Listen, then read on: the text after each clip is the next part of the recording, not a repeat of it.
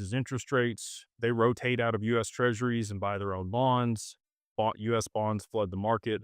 We have the stablecoin bill passed here in the US. So we have banks and institutions that will soak up those treasuries as they flow onto the market because the demand here for issuing stablecoins will be high. It's around $2.3 trillion total globally. That is, foreign debt held outside the US treasuries that will flow back here. And guess what the amount of, estimated demand for stablecoins is? $2.3 trillion, exactly the same. So that'll be shored up. It'll shore up the bond market. But with the reverse carry trade unwinding at scale, you're going to see a haircut across markets. Anything risk on, risk off, it's not going to matter where your money is. There's going to be a repricing. So gold, again, I'm going to be unpopular. Same thing with silver.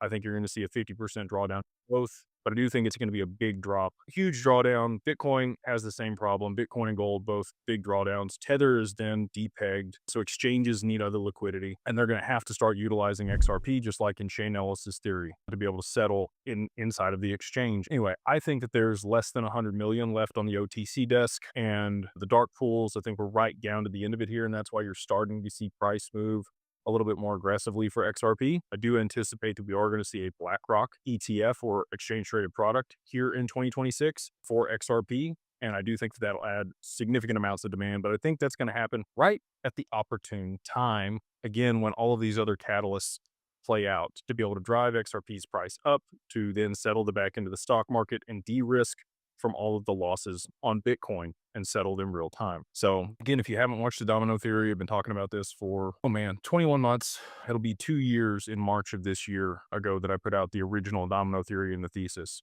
So if you haven't, check it out on the channel.